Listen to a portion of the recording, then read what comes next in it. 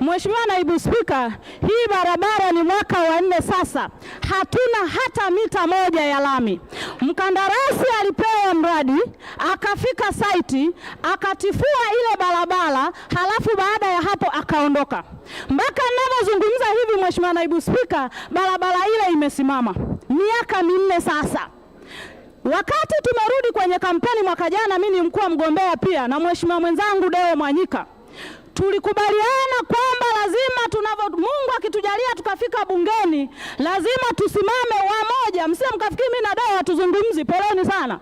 Tusimame wamoja, ila kila mtu aongee kwa mipaka yake. Mheshimiwa Naibu Spika, ninavyozungumza hivi, mhandisi mshauri ana miaka 2 analala guest. Kama mimi Mungu nishtakiwe. Ninavyozungumza hivi, mkandarasi aliondoka toka mwaka 2023 yuko Kigoma, hajawahi rudi.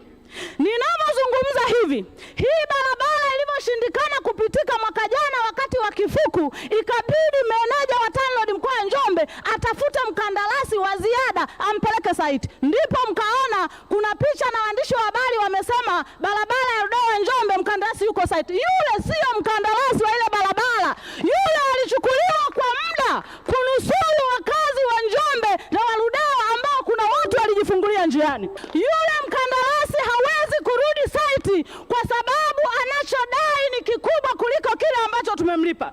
Lakini sasa hivi kila atakayesimama anakuambia Mheshimiwa Naibu Spika, tuliambiwa mvua. Kwani mwaka jana hakukuwa na mvua na kiangazi? Mwaka juzi hakukuwa na mvua na kiangazi? Mwaka 2022 hakukuwa na mvua na kiangazi? Kwa nini tusiambizane ukweli? Na kuna mbunge mmoja alishangia hapa Mheshimiwa Naibu Spika, sometime ni bora kuambia wananchi ukweli kwamba hii barabara kwa sasa hatutajenga kwa sababu hatuna bajeti, na sio kusingizia mvua, na Mwenyezi Mungu anawaona. Mnasingizia mvua wakati mwaka jana kulikuwa na kiangazi, mwaka juzi kulikuwa na kiangazi. Hivyo viangazi vya mwaka jana na mwaka juzi mlijenga wapi? Kuna mbunge mmoja hapa alitoa hoja ya msingi sana, ni namna gani tunaweza kwenda mbele. Akasema tunaweza kununua lami kwa bulk procurement.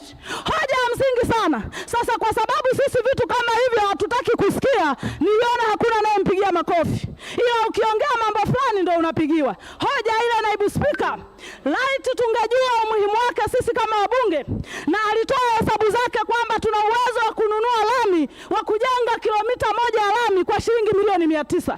Na akatoa namna gani tunaweza kujenga lami kwa milioni 900. Mimi nilimpigia makofi. Lakini mimi sitaki kupigiwa makofi kwa sababu siku nitakaanza kupigia makofi na sisi mjue hali yangu ni mbaya sana.